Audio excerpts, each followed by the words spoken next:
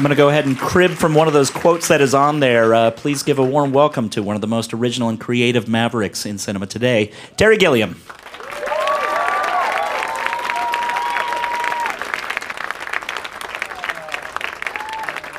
Maverick. How do you feel about that word? So good. Yeah. I mean, to be this old and still be considered a maverick. The trailer is certainly enticing, but I think doesn't quite give too much away about the film, and I myself don't want to give away too much. I'm sure you've got the log line down, Pat. How would you describe what the Zero Theorem is all about? I don't. That's the whole thing. I'm done pitching this movie. The more I watch it, the more I think about it, the less easy it is to describe what it really is. But what triggered it was my feeling of wanting to consider what it's like to be alone in the connected world that we live in. And it's also a chance to take the piss out of the connected world and the frenzy of advertising and just the nonstop deluge of information that we drown in daily. But in the end, to me, it was really, it's a love story, and it's a very sad one. Well, the film stars, as we see there in the trailer, Christoph Waltz, bald and shaved. I heard that was actually you forced him to shave the eyebrows? Yeah, it's from all the porno sites, shaved. Everything has to be shaved. Sorry. It actually said in the script, Pat Russian's script, that he was hairless. So, okay, that's what the script says. I follow. I do my job. And it's very important to remove an actor's eyebrows to test his actual skills, because these are very important tools, because you could act like that and do a lot with your eyebrows. You remove those and you've taken one of the tools out of an actor's toolkit. And so it's a test how brilliant he is. I think what I find extraordinary watching, even just a glimpse of it, is that I don't recognize that character as Christoph. Was it 2 or 3 weeks ago, we had dinner in London, and he came there looking fully haired, and he doesn't look anything like the character in the film. He's got a face that's the shape of sort of Fred Astaire. It's angular, a small chin, lots of lovely hair, and this guy, without any makeup, we haven't done anything to him, but he looks like a very, very different human being. Well, as you mentioned, the world that this takes place in, very much, even though it is a future, near future, who knows how far into the future, it definitely mirrors the absurdity and exasperation of modern living. And you yourself have described the movie as kind of the third leg in a Orwellian trilogy that would also include Brazil and 12 Monkeys. Considering this is the third film, though, that tackles some of these things that have interested you before, I'm curious, why now? Why is this still on your mind? Well, I mean, the idea of a trilogy didn't come from me. I mean, somebody in the press wrote that, so I've gone along with it because it's okay. But I was concerned that this had many qualities that would be used against me, that it was like Brazil, too much like Brazil. So I tried to change the world from the more oppressive world that was Brazil into a very happy world. People refer to it as a dystopia. I think it's a world of happy people. It's color and light out there, and it's fun. The workplace is a joy. You can bring your rollerblades, your scooter to work. It's only one man who is the gray, miserable person who can't come to terms with this very energetic and happy world. Could you talk a little bit about the adaptation from screenplay to the film? Because I watched this film, and having been very familiar with your work over the years, it's absolutely a Terry Gilliam film. But you don't have a screenplay credit. It's almost like somebody set out to make something specifically for you to make. Can you talk a little bit about that? The script was thrust at me some years ago, and when I read it, I was intrigued by it because it was clearly written by somebody who'd seen every film I had made. There were little bits and pieces, references to all of them in different ways, some very subtle, others more obvious. And I thought, this is interesting because I've always thought Fellini ended up making Amarcord, Bergman ended up making Fanny and Alexander, which were kind of compendiums of their preceding work, a way of summing up the body of work. And I felt, this will be my compendium film. And off we went like that. So it was about 6 or 7 years ago when this began. And then it didn't happen. I made Dr. Parnassus, and then I was trying to make Don Quixote again, and that fell on its face once more. And I was desperate to do something. My agent said, what about Zero Theorem? Maybe there's still interest. And there was. Voltage Pictures were still keen to make it. And so I just jumped in. It was unlike anything else I've done where I spend a year or two thinking, planning, rewriting, double thinking, making a mess of all the original ideas. This was just, we got a script, let's go to work.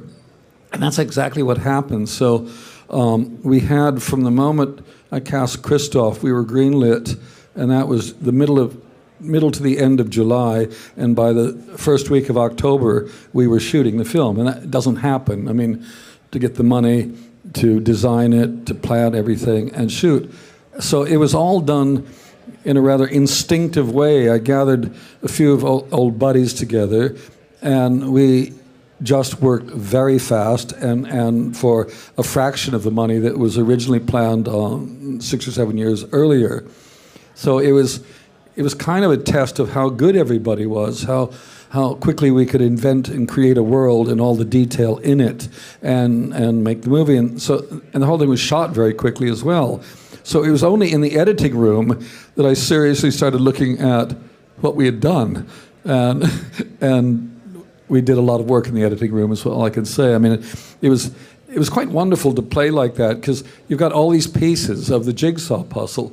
And I said, well, let's just cut that one in half, move that over there, and start shifting the thing around and, in a sense, finding the film that we had made without a lot of pre-thought. And that's what happened, and it ended up being, in many ways, a different film than what we set out to do, and one that I was much happier with, as was Pat Russian, because it chopped off the last 3 scenes of what we had shot. It was in the script, and he was much relieved, because it was a Hollywood ending, and nobody believed that, except the backers. We were also talking backstage about the internet and how it's really fragmented culture, and that's certainly affected film in a lot of ways, including how people get money for things. When you have ideas that are bigger than life, and that you're not going to be able to have the same kind of budget as a superhero movie, how do you approach it so that you don't make big ideas like that seem like they're compromised in any way? Oh, well, you go to Bucharest, Romania, is what the first thing you do, because it was a fraction of the cost of shooting it in London. And then it really was pushing everybody to the limit.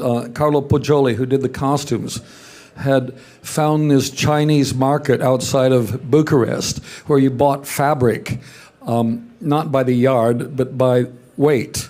I'll have 10 pounds of that, and I'll have 20 pounds of that fabric. And it was horrible stuff. It was all man-made fibers but looked great. And Matt Damon, unfortunately, has to wear it. And it's like some kind of sweatsuit that's designed to, you lose 10 pounds in 10 minutes wearing this thing. And Carlo also started using shower curtains and plastic tablecloths, turning them into clothing. So we ended up with costumes that nobody would have designed unless they had no money to do it, and which I always find interesting. And all the way through it, it was like that. We found solutions because the money wasn't there, and the results are usually, in instances for me, much more interesting than what I would have done had I had more time and more money. Because in a sense, I need to surprise myself all the time by what we're coming up with as solutions. I can actually tell you this, when we were talking about doing it 6 years ago, whatever it was, the budget was $20 million. We made that for $8.5 million, and it looks like it's worth $30 million. But it's about... But it's the point is you're working with really good people, and unlike a big film, since I've made big films, so I know what they're like. It's a small guerrilla group, and we all have to rely on each other. There aren't long bureaucratic lines of information getting confused, people in different departments having to cover their ass by doing 3 versions of it, just in case. Everything had to be immediate and direct, and it's exhilarating. It's also completely exhausting working like that. By the end, I think the last couple of weeks were 8-day weeks, and people were falling asleep on the set. We were shooting a beach scene, and Nicola Pecorini, I looked over, and he was leaning up against the wall of the tank, completely asleep.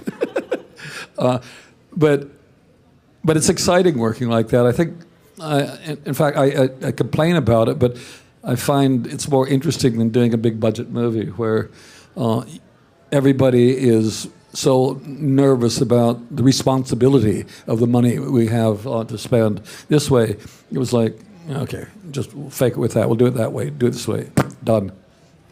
I love how much visual wit you're willing to put into the film, just in the margins. You'll have an elaborate joke that is just a quick throwaway. So, if you can give maybe some practical examples about how you work in production design and with the actual aesthetics to create some of the things, especially as, like you said, you didn't have as much money as you once expected.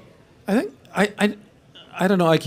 There's a lot of stuff that I'm just satirizing advertising. We should we show that clip? Maybe we should show a clip. Let's do that, and then we can talk about it, and I can explain how it's done. Is that what the world looks like when you walk outside your house? Well, that's what it feels like most of the time, especially coming to New York today. I mean, it never stops. I mean, and the worst thing about New York, in the car, which the car, of course, is not used to go anywhere. We're stuck in a traffic jam. But on the radio, it's like, hey, tomorrow, there's incredible energy. If you could travel on the voices on the radio, you could really get around town quickly. It's kind of, I suppose it may be just me getting older, but the world feels like that all the time. Everywhere I go, I'm harassed, inundated with noise, people selling me something, doing something. And it's like, oh, give me peace. I want peace. And that's what triggered Cohen to finally find, or at least he thinks he's found the solution by being able to work at home. But it is about the world of overload, because we have so much information dumped on us all the time. And it's fascinating. It's interesting. I mean, I've now become a complete victim of my computer, because once I get on the web, there's a million things to explore. You can go endlessly through things. There's that. And it's easier than actually having to do the work that I have to do on any single day. And it makes me crazy. So I was obsessed about trying to do a film where a guy escapes from all of that and tries to get on with trying to find out who he is and what his life is, what meaning his life has. But things like that scene on the street, that's in Bucharest, and we just put up blue panels where we were going to put in our ads, and then literally I dragged in a few friends to do the ads. We did it in one day against a green screen, built. And then we stuck him in later. It's very simple. What's interesting is the streets, the traffic. Renault makes these little cars called Twizzys, and they very generously gave us 15 to use in the film, but it wasn't enough to fill up the streets. So in the studio, I saw golf carts zipping around the place. I said, I'll have those. And we then put panels on them and turned them into taxis. Everything was created out of what we could find.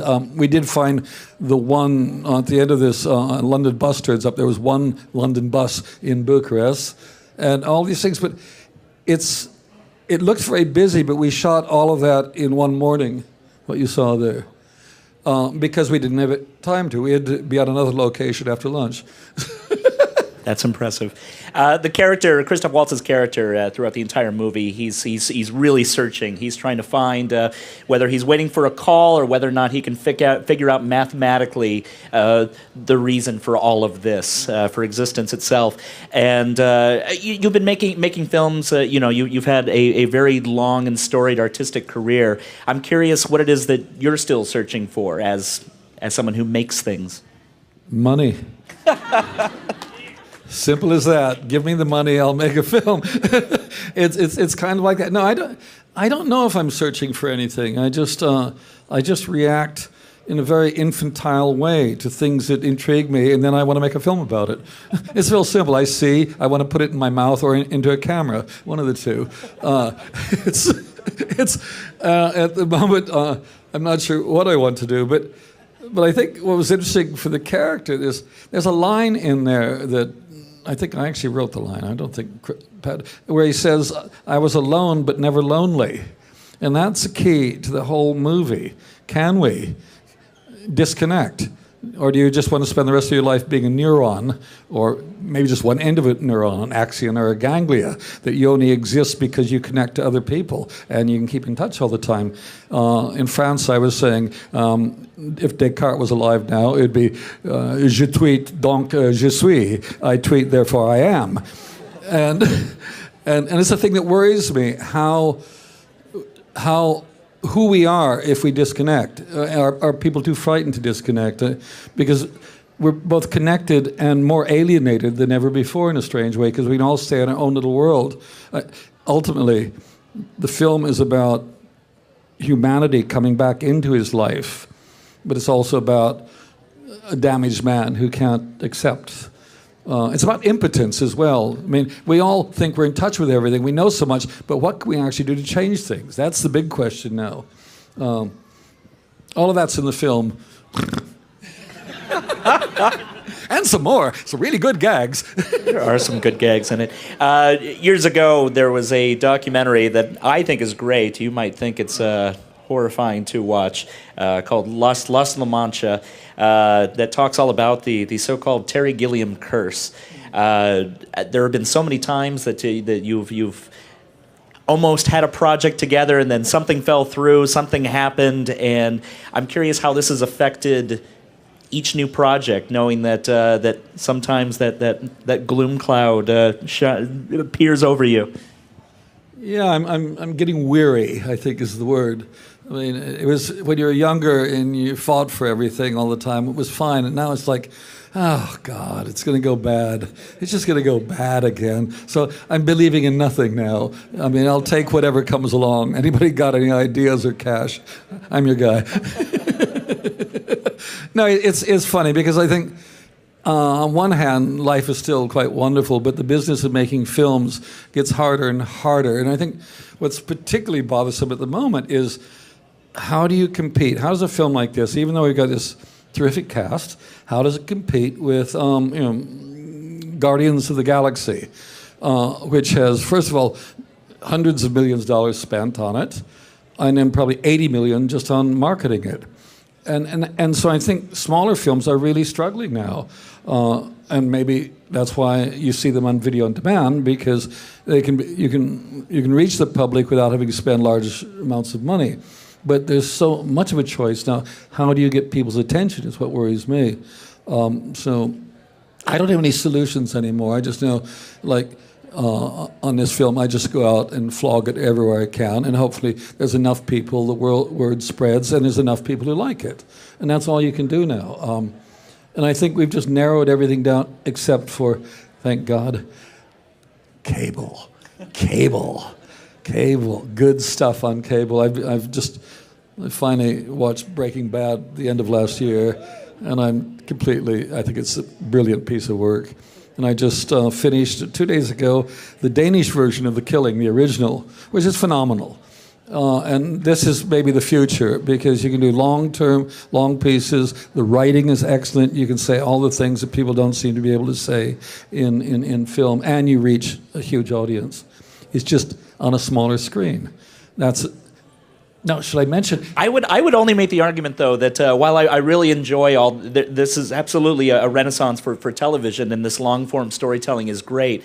But the one thing that I miss from a lot of these shows are cinematic pleasures. They don't necessarily have mise en scène. They don't do the same thing, and sometimes they have multiple directors, but you can't feel the auteur in them.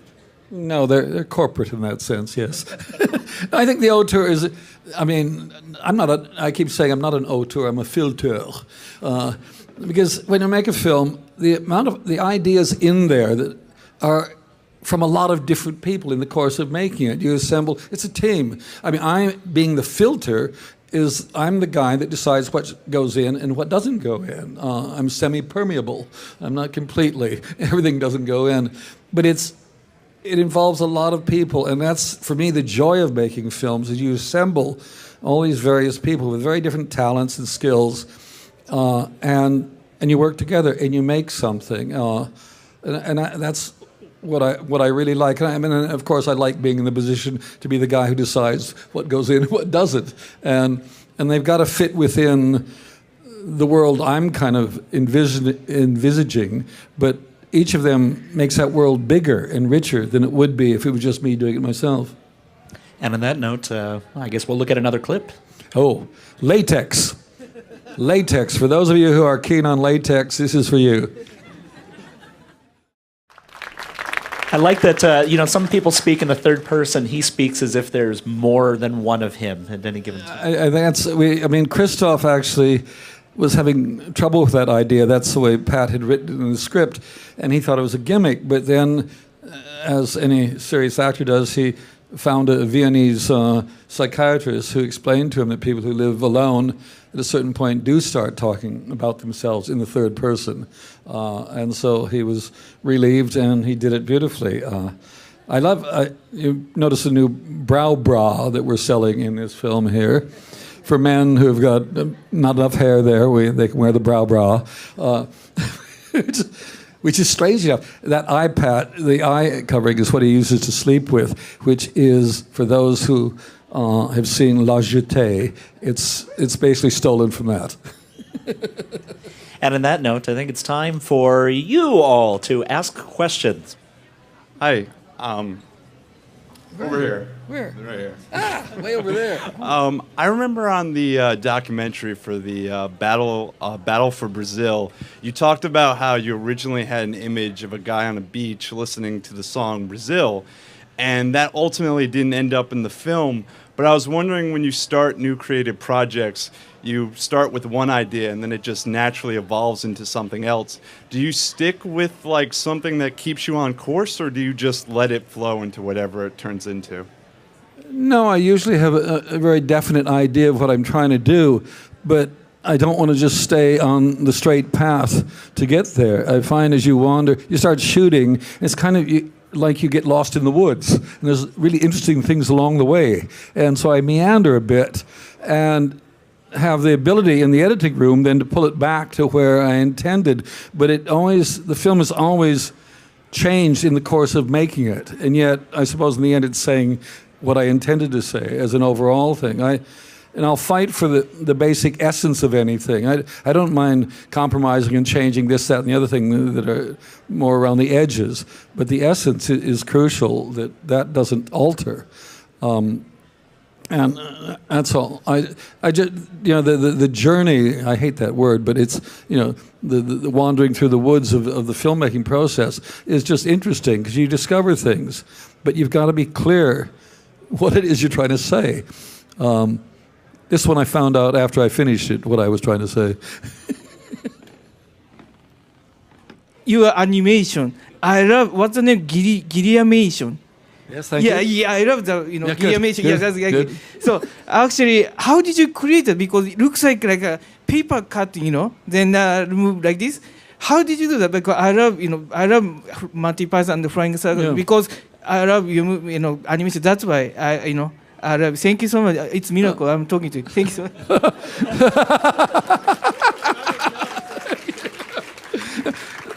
The animation was just the only way I could do what we had to do in the time I had to do, and time to do it, and the lack of money was cutting things out. So I would books, photographs, whatever. I would find things that.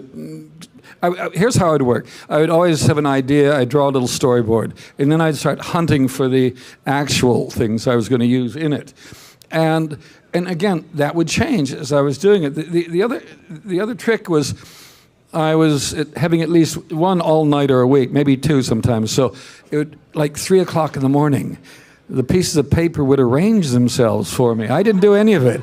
It was just, and I would look around and say, oh, that felt with that. Oh, that's really interesting. Let's do that. So it it was the limitations again made it interesting. If I'd had the money and the skills to do it like a proper Disney cartoon where everything's drawn perfectly, it wouldn't have the kind of vitality and the surrealness in many cases, because I just find, oh, there's an old World War I photograph. We'll turn that, we'll make those guys do something.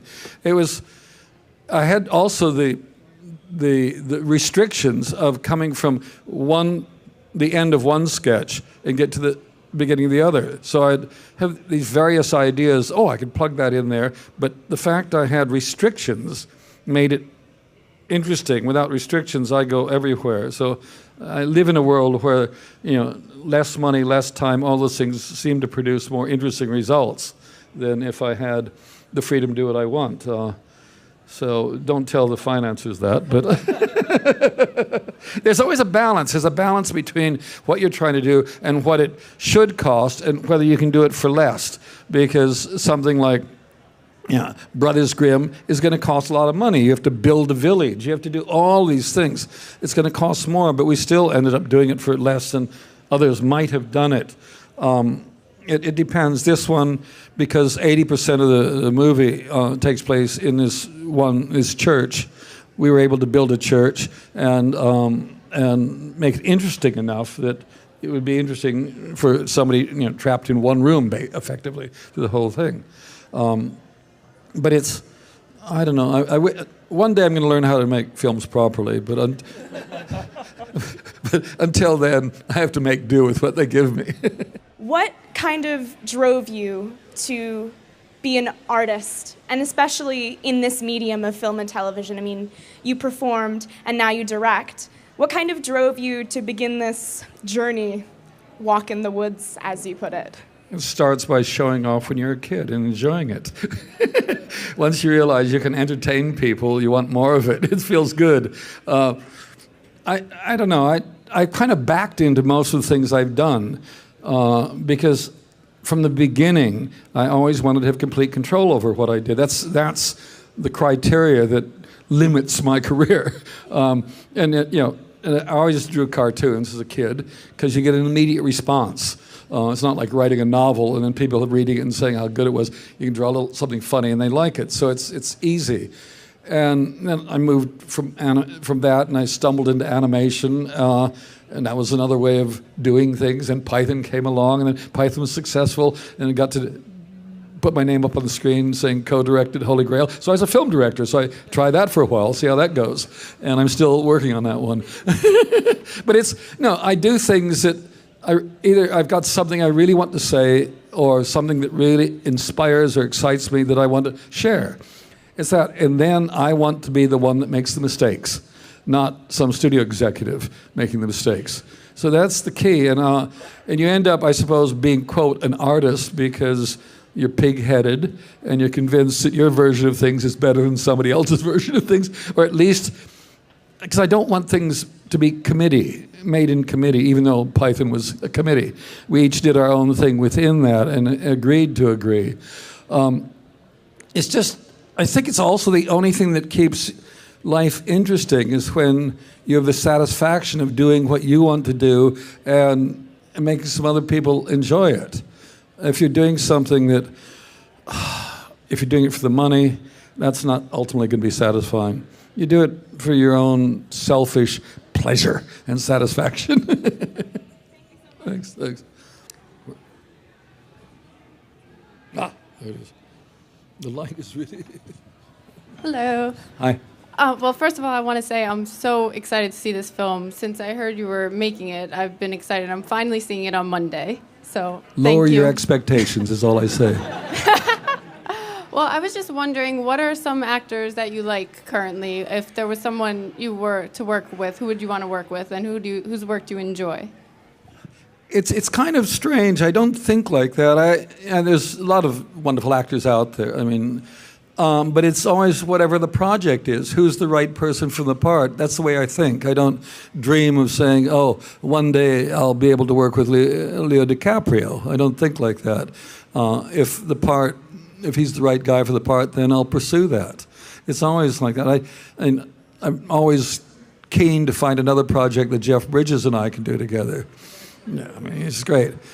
Jonathan Pryce. I mean, I've worked with too many good actors. I think that's the one thing that's most important when I'm starting a film is I've got to find people that I really admire, that I think are right for the part, and we'll have a good time working together. And in the course of all that, I just keep learning. It's great to work with good actors because they're teaching you new things all the time. But other than that, I know who's good out there these days. Who? Oh, Fassbender. We keep talking. Yeah, no, Fassbender's fantastic. Yeah, right. I'm wondering, with a great actor like Waltz, and with certainly Williams even much more so, did he improvise at all? Did you encourage that? A lot of great actors can bring, sudden surprises to it. No, Christoph doesn't really improvise. I mean, the script is the script. He will then argue how one should approach this, that, the other thing, or maybe do this, but not in the same where Robin just loved improvising. He just wanted to. In fact, it was the whole point in Fisher King was to haul him back down, so he stayed on script because I wanted to stay close to the script. But with Fisher King, there would be, you could feel it in a certain scene that after a couple takes, Robin wants to really do this other stuff. So I said, go for it, do it. And then you'd learn a few things along the way in that on that take. Then I said, come on, let's go back to the script, but add those bits in there, and that's how it works.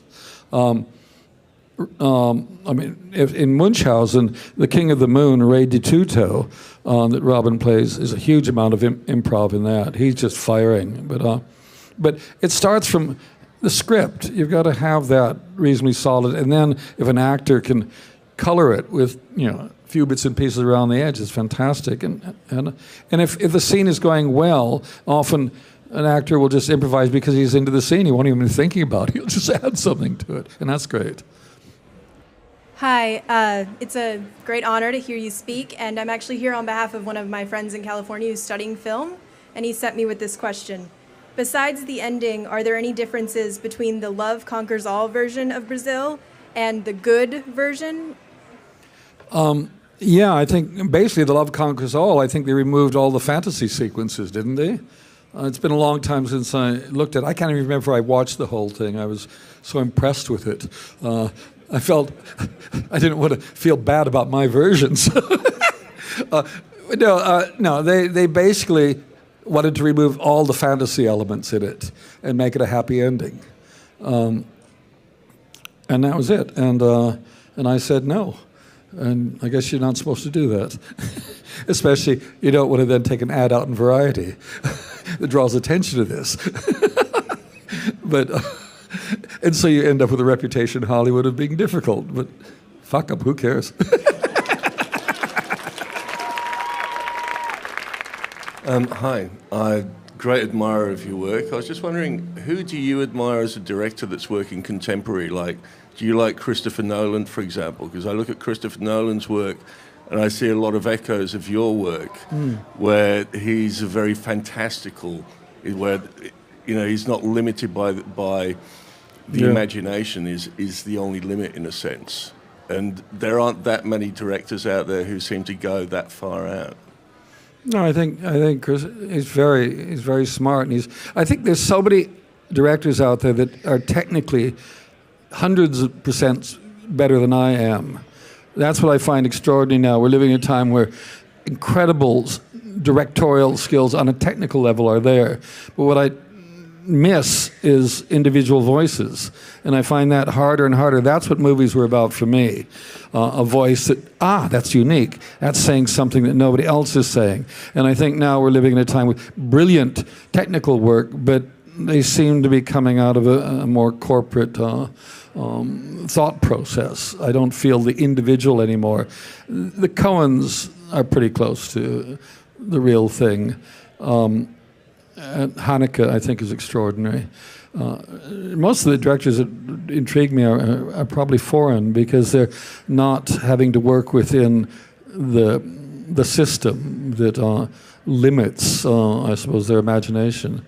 I saw Wes Anderson's Budapest Hotel. That's sweet. It's wonderful. I mean, he's one that's unique, I think, and it's special stuff. I think the bigger the budget, the harder it is to maintain a real individuality. Is the reality? It's just the way it works. Hi. I love all your work from the Monty Python and all the animation, innovative collage stuff that you did to all of your films and everything since. I was wondering if you ever think about returning to like a fully animated, or if you ever think about doing stuff like on the low budget end where you can just directly convey those things and just control every aspect of your vision however you'd like. Well, I think $8.5 million for Zero Theorem is as low budget as I want to go. And animation, no, I don't really want to go back to that. I mean, there are moments when I get very frustrated and think, oh, God, I could do it that way and be really quick and cheap and I got complete control. But I don't. I'm sort of on this endless quest to do things up there. I have to say something about this film because some of you might be a bit more technically oriented. This is the first ever one-size-fits-all, full-gate, semi-vinyl motion picture. And I know you want to know what that means, don't you? You're all just begging for that, yeah. And here it goes. We shot it not 1:8:5 to 1 or 1:2:3:5 to 1, the normal proportions of film. We shot it 16:9, is what your iPhone, your iPad, your digital television home at 16:9. And we've shot it like that. When you see the film, you might notice there's black on the two sides a little bit because it's not covering the full screen. You'll also notice that the corners are rounded because it's full gate. And nobody's shot a film like this since silent movies because the gate in the camera is a little square, and when they make it, the corners have a little roundness to them rather than square. And within that area, normally when you make film, there is a safety area so you don't get dust and hairs in the gate and all that crap that comes along. Well, we show the entire gate. That's why you'll see the rounded edges. Silent movies have that, the same thing. And it's semi-vinyl because we shot on film. Film is like vinyl. It's analog. But there's 260 effect shots, digital effect shots. So I couldn't lie and say it's fully vinyl. And of course, it is a motion picture. So everybody will actually see the exact same image, no matter what format they look at it on their iPhone or on the big screen. There won't be any cropping. There won't be panning and scanning.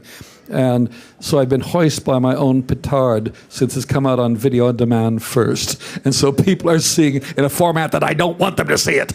And this happened because an aspect ratio on a previous film was messed up, right? And wasn't this a reaction to? No, I just did it 16:9. I think I was just not thinking clearly when somebody asked me what ratio do you want to work. I said 16:9 will do, and then only realized later that is not what we normally shoot in. And then most of the things I do, I justify after the event.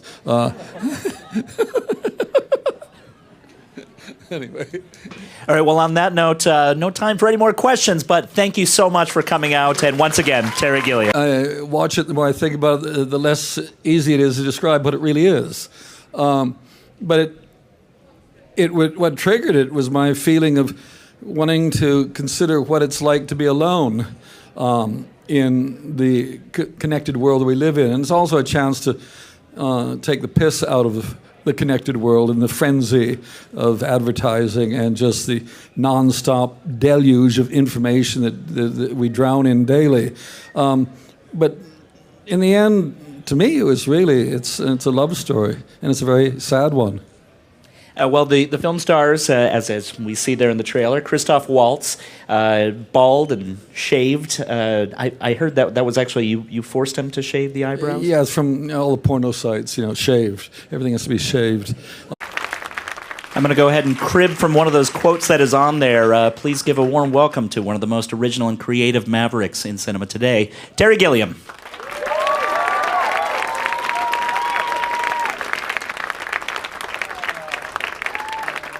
Maverick. How do you feel about that word? So good. Yeah. I mean, to be this old and still be considered a maverick. The trailer is certainly enticing, but I think doesn't quite give too much away about the film, and I myself don't want to give away too much. I'm sure you've got the log line down, Pat. How would you describe what the Zero Theorem is all about? I don't. That's the whole thing. I'm done pitching this movie. The idea of a trilogy didn't come from me. I mean, somebody in the press wrote that, so I've gone along with it because it's okay. But I was concerned that this had many qualities that would be used against me. That it was like Brazil, too much like Brazil. So I tried to change the world from the more oppressive world that was Brazil into a very happy world. People refer to it as a dystopia. I think it's a world of happy people. It's color and light out there, and it's fun. The workplace is a joy. You can bring your rollerblades, your scooter to work. It's only one man who is the gray, miserable person who can't come to terms with this very energetic and happy world. Could you talk a little bit about the adaptation from? He's got a face that's the shape of sort of Fred Astaire. It's angular, a small chin, lots of lovely hair. And this guy, without any makeup, we haven't done anything to him, but he looks like a very, very different human being. Well, as you mentioned, the world that this takes place in, very much, even though it is a future, near future, who knows how far into the future, it definitely mirrors the absurdity and exasperation of modern living. And you yourself have described the movie as kind of the third leg in a Orwellian trilogy that would also include Brazil and 12 Monkeys. Considering this is the third film, though, that tackles some of these things that have interested you before, I'm curious, why now? Why is this still on your mind? Well, I mean, it